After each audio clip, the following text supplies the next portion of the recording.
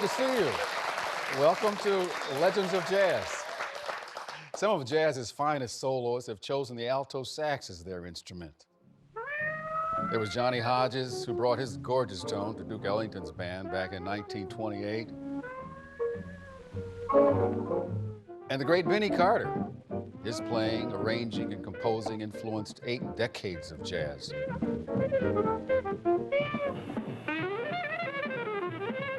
No one has had greater impact on the alto than Charlie Parker. Bird was one of the founders of bebop, and his genius influenced a legion of disciples, like the hard-bopping Sonny Stitt.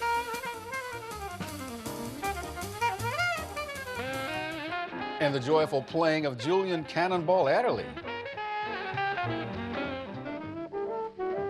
Then there were the cool school stylists like Paul Desmond, Art Pepper, and Lee Konitz.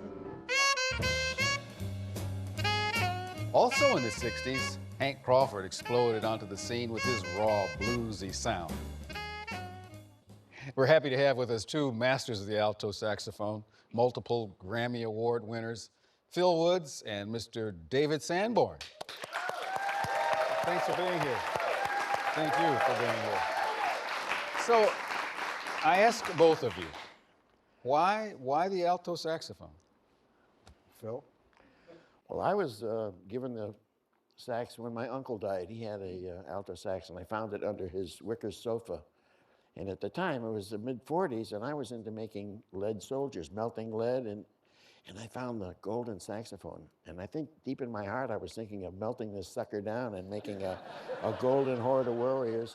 And they misunderstood my nefarious intent for an interest in music, so I was given the sax. And yours? I picked the alto because it was the only saxophone that I could play size-wise. You know, the tenor was too big. I used to listen to a lot of tenor players, but What was it about the horn that made you stick with it, though, when you actually got into it? I think you just find your voice. You know, for me, it was that simple. The alto is, to me, really that cross between a brass and a woodwind instrument, more so than the tenor even. And it's just got, you know, it's got the bite and the punch, especially, you know, Phil Woods was one of the first players that I heard. You said find your voice. Now, was that early on? Was that? I don't know, I was just trying to sound like him. You know, and I failed miserably. But I mean, I emulated Phil and to a certain extent, Hank Crawford. Yeah. You know, but those were the guys. It's just in terms of phrasing and, you know, just because the way Phil plays, that very percussive attack and just, you know, very rhythmic, best time in the world. After you had the horn rebuilt, after melting it down, what kept you at the... Well, I mean, as I say, I was given the horn, I put it in the closet and went back to making toy soldiers, and a couple of weeks went by, and my mother said, Philip, you know, don't you think you should take a lesson? Your uncle went to a great deal of trouble to leave you the saxophone. And even at age 12, I realized that dying could be construed as a great deal of trouble, you know. That's why I'm saving it for last. Thanks for the info. Now, your influences. Well, my first jazz that I ever played was transcribed Benny Carter solos. And then I heard my first Charlie Parker record, which was Coco. And that's all she wrote, pun intended. I hear you. That was the clarification, the direction that I... You came to know Bird fairly well. Fairly well. I hear that you loaned him your horn. Well, not really loaned him my horn. I was working in a striptease club playing Harlem Nocturne 10 times a night, you know, and I was not happy with the ligature, the reed, the mouthpiece. I got to get a new saxophone, a new strap. I'm not making any progress. All I'm doing is playing, and they're taking their clothes off. I need to Which is not a bad thing. It's not a bad thing, mind you. So somebody said, Charlie Parker's across the street jamming. So I went across 7th Avenue, a place called Arthur's Cafe, still there, Sheridan Square. And there's the great Charlie Parker. He's up on the bandstand with a baritone sax. There was a 90-year-old guy with a piano about this long. His father was on drums with a little snare drum about this big and a pair of pie plates, you know. And Bird was having a little trouble with the baritone. So I said, perhaps you'd like to use my alto, Mr. Parker. And he said, that would be good. So I got the horn, and I went up, and sat, there's Bird, and I handed him the horn. And he played Long Ago and Far Away. And I'm listening to this horn that I don't like, and it occurs to me there's nothing wrong with the mouthpiece. Nothing wrong with the reed. Even the strap sounded great. You know? And then he said, now you play. Yeah. Oh, I did my best, and he said, sounds real good. Kind gentleman. Kind gentleman. This time I levitated over 7th Avenue, and I went back and I played the bejesus out of Harlem out there. I stopped looking for the magic instruments and started to practice more. You ended up with sort of a magic instrument at one time. Didn't you play bird's horn? Only once. Only one time, yeah. I just used it one night when I had to pawn my horn for groceries. How about playing your horn for us? Well, that would be my pleasure. Name a There song. you go. Well, I thought I'd do something that I first heard Charlie Parker do, and this would be called Star Eyes, and we'd like to render it for you. Phil Woods.